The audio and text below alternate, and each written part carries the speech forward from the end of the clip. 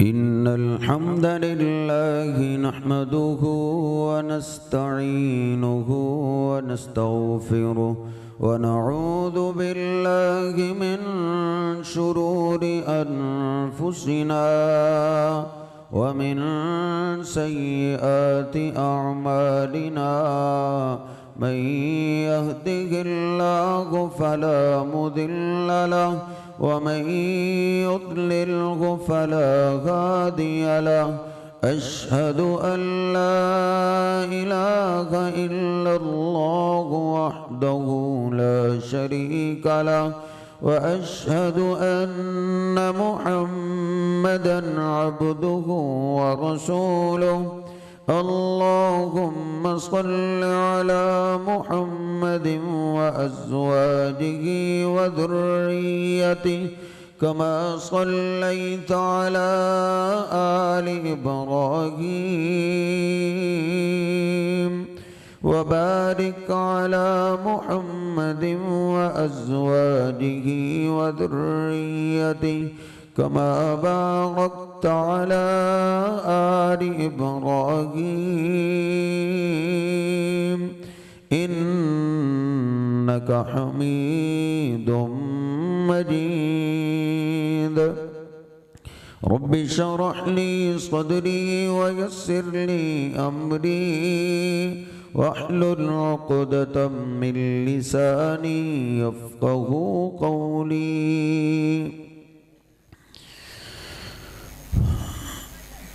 اللہ سبحانہ و تعالی نے ابھی کائنات کو بنایا نہیں، کسی انسان کو دنیا میں بھیجا نہیں۔ اللہ سبحانہ و تعالی نے تمام انبیاء کی روحوں کو اکٹھا کر کے اللہ سبحانہ و تعالی نے سب سے پہلے وعدہ لیا ہے وَإِذْ أَخَذَ اللَّهُ مِيثَاقَ النَّبِيِّينَ لَمَا آتَيْتُكُم مِّن كِتَابٍ وَحِكْمَةٍ ثُمَّ جَاءَكُمْ رَسُولٌ اے میرے پیغمبروں، اے میرے رسولوں، جب میں تمہیں نبوت دے دوں، رسالت دے دوں، تمہیں شریعتیں مل جائیں، تو اگر تمہاری موجودگی میں ثم جاءکم رسول، پھر اگر میرا پیارا رسول آ جائے۔ مفسر قرآن عبداللہ بن عباس کہتے ہیں پیارے رسول سے مراد میرے اور آپ کے پیر و مرشد جناب محمد رسول اللہ صلی اللہ علیہ وسلم ہیں۔ اللہ کہتا ہے میرے پیغمبروں، جب میرا پیارا رسول آ جائے لَتُؤْمِنُنَّ بِهِ وَلَتَنْصُرُنَّ، ادھر میرے سامنے اقرار کر کے جاؤ، تمہیں نبوت بعد میں ملے گی، رسالت بعد میں ملے گی، پہلے ادھر بول کے اقرار کرو تم نے اپنی نبوتوں کو چھوڑ دینا ہے، اپنی شریعتوں کو چھوڑ دینا ہے، اپنی امامتوں کو چھوڑ دینا ہے، پھر تم نے میرے آخری پیارے محبوب پیغمبر پہ ایمان لا کے ان کا تابع دار بن جانا ہے۔ اقررتم، اللہ پاک نے کہا اے پیغمبروں بول کے اقرار کرو، میرے سامنے یہ وعدہ کرو، پھر نبوت ملے گی۔ قالوا اقررنا، اللہ سبحانہ و تعالیٰ کے لیے کون سا مشکل کام ہے؟ وہ تو درختوں کو بلا سکتا ہے، وہ پتھروں کو بلا سکتا ہے، وہ پہاڑوں کو بلا سکتا ہے۔ اللہ نے انبیاء کی روحوں کو بولنے کی طاقت دی، وہ بولے اقررنا، اے اللہ ایسے ہی ہے، جب ہماری موجودگی میں تیرا آخری پیغمبر آ گیا ہم نبوت چھوڑ دیں گے، ہم شریعتیں چھوڑ دیں گے، ہم اپنی امامتیں چھوڑ دیں گے اور تیرے آخری محبوب پیغمبر کے غلام بن جائیں گے۔ پھر اللہ سبحانہ و تعالی نے کیا کہا؟ فَمَن تَوَلَّا بَعْدَ ذَلِكَ فَأُولَئِكَ هُمُ الْفَاسِقُونَ، اے پیغمبروں تم بھی گواہ ہو جاؤ، میں بھی گواہ ہوں۔ پھر اللہ کہتا ہے اگر کوئی تم میں سے اس وعدے سے بدل گیا، پھر گیا، معنی یہ ہے میرے آخری لاڈلے پیغمبر کی موجودگی میں کسی نے اپنی نبوت چلانے کی کوشش کی، کسی نے اپنی امامت چلانے کی کوشش کی، اللہ کہتا ہے میں نبوت واپس لے لوں گا، عطا کی گئی نعمت کو واپس لے لوں گا اور میں تمہیں نافرمانوں میں شامل کر دوں گا۔ میں اسی پہ تبصرہ کرنا ہوں حضرت جی، جس طرح ختم نبوت ہے آپ کی ذات نبیوں میں سے آخری ہے، ایسے ہی میرے حبیب علیہ السلام کی بات بھی آخری بات ہے، آخری حرف آخر بات ہے۔ نبی پاک صلی اللہ علیہ وسلم کی نافرمانی اللہ کو برداشت نہیں ہے، اللہ کے پیغمبر میرے حبیب کی نافرمانی کرے اللہ نبوتیں واپس لے سکتا ہے۔ حالانکہ نبی پاک صلی اللہ علیہ وسلم نے جب آنا تھا سارے پیغمبر جا چکے تھے، یہ اللہ مجھے ڈانٹنا چاہتا ہے، یہ اللہ آپ کو ڈانٹنا چاہتا ہے کہ لوگوں یہ میرا رسول سارے پیغمبروں سے اعلیٰ ہے، عظمت میں سارے انبیاء سے اعلیٰ ہے، اگر میں پیغمبروں کو ان کی نافرمانی معاف نہیں کر سکتا ان سے نعمتیں واپس لے لوں گا، اگر وہ نافرمان ہو جائیں تو تم نافرمان ہو گئے تو اللہ تم سے بھی نعمتیں واپس لے سکتا ہے۔ پھر وہ وقت آ گیا، جبریل امین میرے حبیب کو لے کر بیت المقدس میں پہنچ گئے، سارے انبیاء جمع ہیں، سارے انبیاء رسولوں کو اپنی طاقت سے اللہ نے جمع کر دیا ہے، اللہ نے اپنی قدرت سے جمع کر دیا ہے، حکم دیا ہے 2 رکعت نماز پڑھنی ہے جماعت کے ساتھ۔ اب یہ 2 رکعتیں وہ ہیں انبیاء جانتے ہیں، ادھر سارے پیغمبر آئیں گے، سارے رسول آئیں گے، ادھر اللہ کا پیارا رسول بھی آئے گا، سارے پیغمبر صفوں میں کھڑے ہیں، یوسف جیسے حسین بھی ہیں، ابراہیم جیسے خلیل بھی ہیں، موسیٰ جیسے کلیم بھی ہیں، سارے ہی کھڑے ہیں، کسی میں جرت نہیں ہے مصلی امامت پہ آ جائے۔ میرے حبیب علیہ السلام جب پہنچے دیکھا سارے انبیاء جمع ہیں، کس لیے جمع ہیں؟ اللہ نے ان کو 2 رکعت نماز پڑھنے کا حکم دیا ہے، پڑھ کیوں نہیں رہے؟ ان کو اپنے امام کا انتظار ہے۔ امام کون ہے؟ جبریل امین نے میرے حبیب کے ہاتھ سے پکڑا، مصلی پہ کھڑا کر دیا، کہا بھلے یہ جماعت پیغمبروں کی کیوں نہیں، رسولوں کی کیوں نہیں، آپ کی موجودگی میں کوئی دوسرا پیغمبر بھی مصلی امامت پہ نہیں آ سکتا۔ قادیانی کو جرت کیوں نہ ہو، تیری کتابوں میں لکھا ہوا ہے فلاں فوت ہوا، اس کا جنازہ فلاں نے پڑھایا، انہوں نے اپنی کتاب میں لکھا کہ جب جنازہ پڑھا رہا تھا تو میں جنازے سے فارغ ہوا، میری ملاقات اللہ کے محبوب پیغمبر سے ہوئی، میں نے پوچھا آپ ادھر کیسے آئے ہیں؟ تو اللہ کے پیغمبر نے کہا میں جنازہ پڑھنے کے لیے آیا تھا۔ ایک بدبخت نے اپنی کتاب میں لکھا وہ جنازہ میں نے پڑھایا تھا۔ اور لوگوں میرے پیغمبر کی امامت بھی آخری ہے۔ آج لوگ جٹھائی سے کہتے ہیں کہ اللہ کے محبوب پیغمبر ہر جگہ موجود ہیں، اور جدھر میرے محبوب پیغمبر موجود ہوں کعبہ کے رب کی قسم کوئی پیغمبر مصلی امامت پہ نہیں آ سکتا، اور کوئی کیسے آ سکتا ہے؟ وہ اپنے نظریات کو درست کیجئے، نبی پاک صلی اللہ علیہ وسلم کی محبت میں پیار میں آ کے آپ کی گستاخی کے قدم مت اٹھائیے۔ نبی پاک صلی اللہ علیہ وسلم کی شان کا مقابلہ فرشتوں کے سردار نہ کر سکے۔ آج کانفرنسیں کرائی جاتی ہیں اور ایک کرسی خالی رکھی جاتی ہے، کیوں؟ کیونکہ اس محفل کے مہمان خصوصی اللہ کے محبوب پیغمبر ہیں، وہ آ گئے، نظر نہیں آ رہا، کہتے ہیں تمہاری آنکھیں دیکھنے والی نہیں۔ بھلے مانسو تمہاری تو آنکھیں دیکھنے والی ہیں، نہیں نہ میرے محبوب پیغمبر کی شان سے واقف، آپ کے مقام سے واقف نہیں ہیں۔ اور جدھر اللہ کے پیغمبر موجود ہو کوئی اونچی آواز سے بات نہیں کر سکتا۔ جناب صدیق و فاروق کی ایک دفعہ آواز اونچی ہو گئی تھی، اللہ نے قرآن اتار دیا، اور صدیق و فاروق خاموش ہو جاؤ، آئندہ سے میرے حبیب کی موجودگی میں تمہاری آوازیں اونچی نہ ہو۔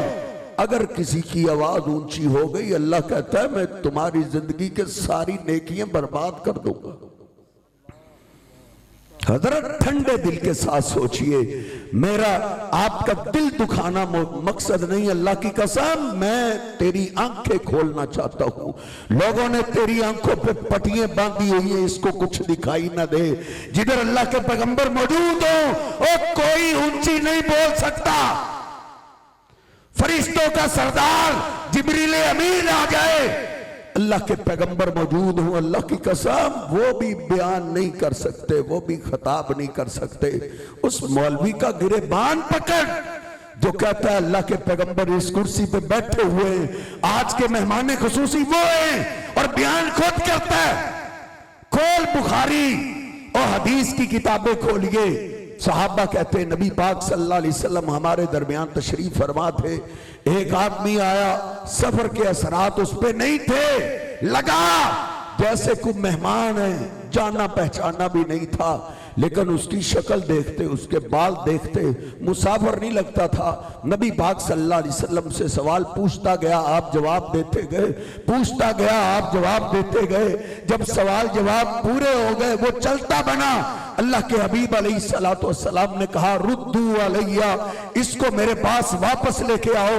صحابہ تلاش کے لیے نکلے، ان کو نہ ملا۔ صحابہ عرض کرنے لگے اللہ کے حبیب آن کی آن وہ آدمی کدھر غائب ہو گیا؟ کہا بیٹھ جاؤ، جانتے ہو یہ کون تھے؟ کہا اللہ کے حبیب کون تھے؟ کہا ہذا جبریل یعلمکم دینکم، یہ جبریل امین آئے تھے، تمہیں تمہارا دین سکھانے کے لیے آئے تھے۔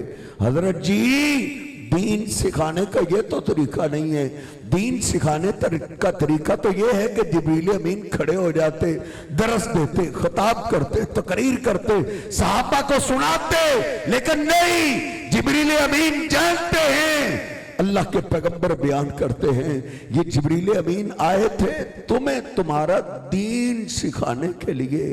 جبریل امین نے خطاب نہیں کیا، بیان نہیں کیا، وہ جانتے تھے بھلے میں فرشتوں کا سردار کیوں نہیں، اللہ کو مجھ سے بھی زیادہ پیار اس ذات سے ہے جس مجلس میں اللہ کے محبوب پیغمبر بیٹھے ہو۔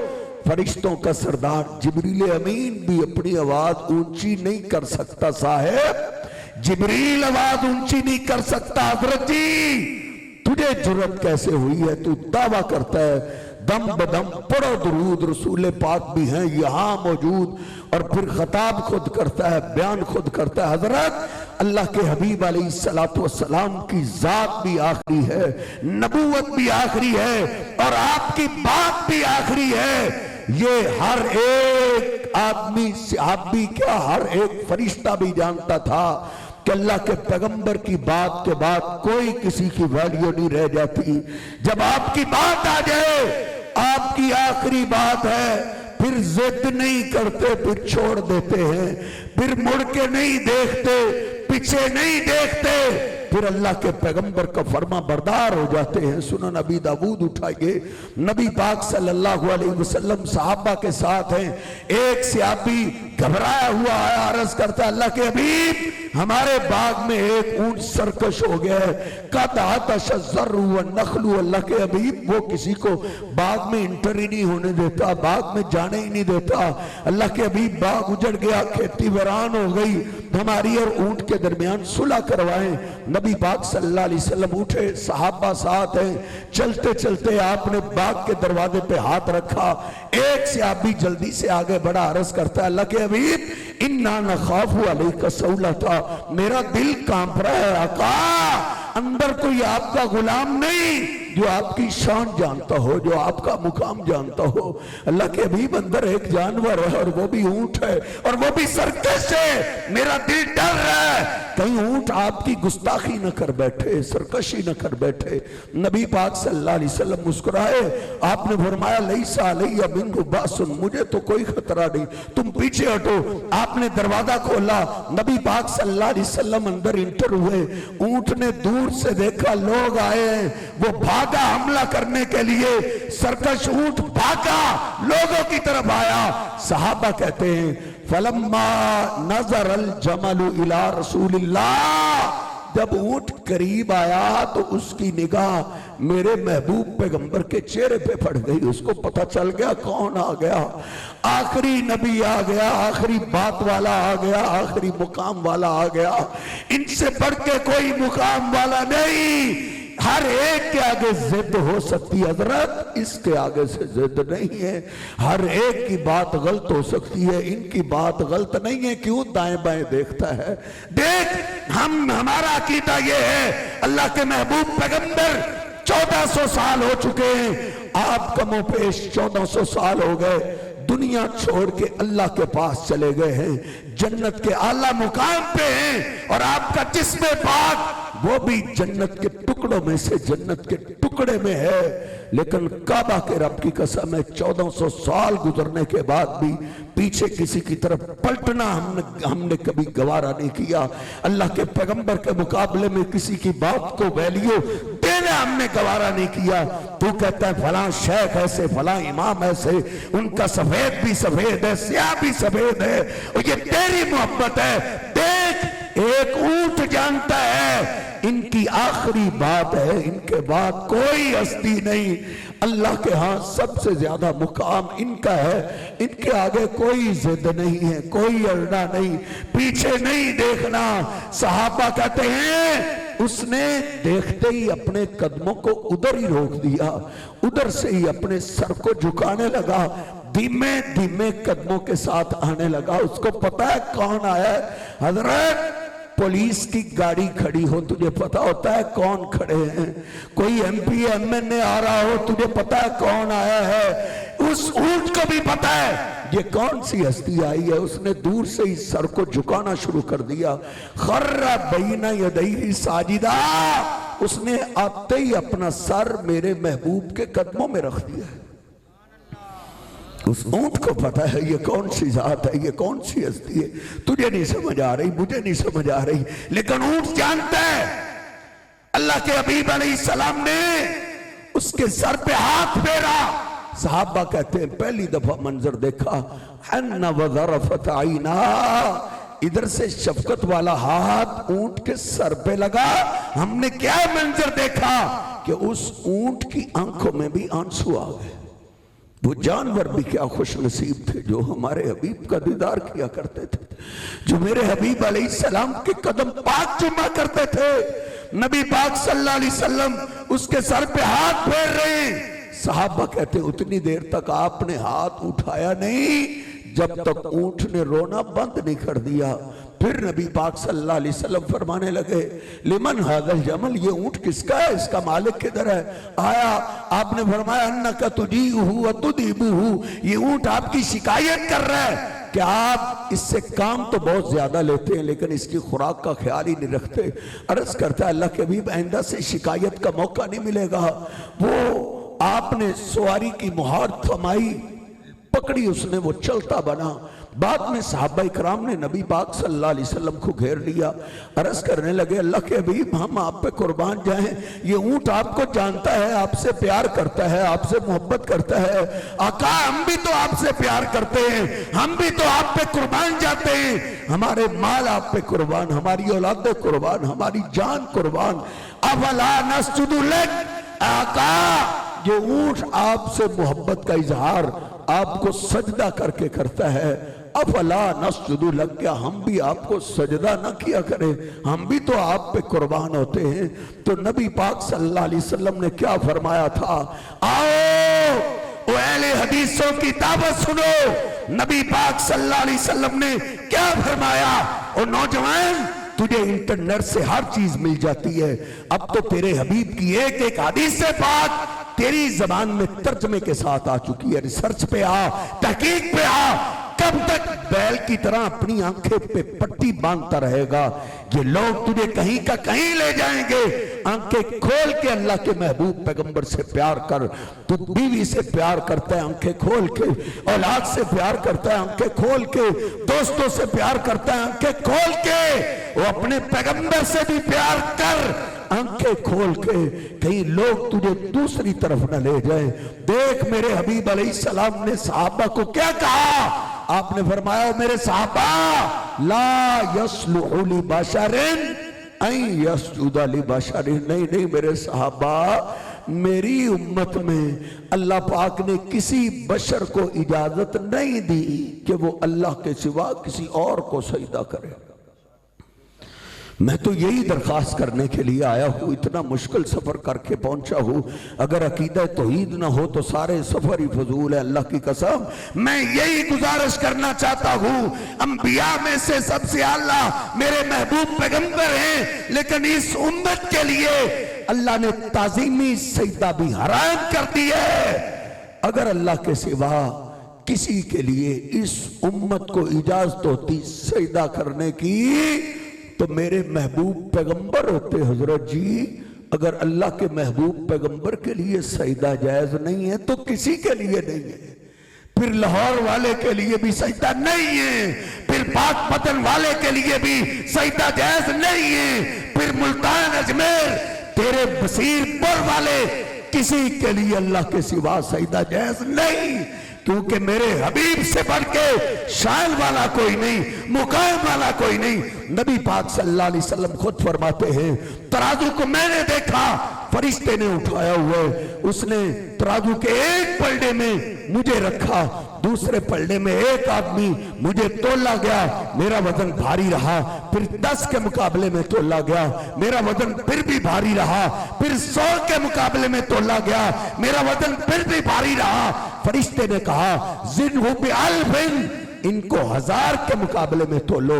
آقا فرماتے ہیں فرجعت علی الالف، 1000 کے مقابلے میں مجھے تولا گیا، میرا وزن پھر بھی بھاری رہا۔ دوسرا فرشتہ بول اٹھا اور ان کو کب تک تولو گے؟ ان کے مقابلے میں ساری کائنات بھی تول دو، ان کا وزن پھر بھی بھاری رہے گا۔ شان اپنی جگہ، مقام اپنی جگہ، لیکن اللہ کے سوا سجدے کے لائق کوئی نہیں۔ اللہ سبحانہ و تعالی ہم سب کو عقیدہ توحید سمجھنے کی توفیق عطا فرمائے اور اپنے حبیب علیہ السلام سے سچی محبت کرنے کی توفیق عطا فرمائے۔ وَأَقُولُ قَوْلِي هَذَا أَسْتَغْفِرُ اللَّهَ لِي وَلَكُمْ وَلِسَائِرِ الْمُسْلِمِينَ۔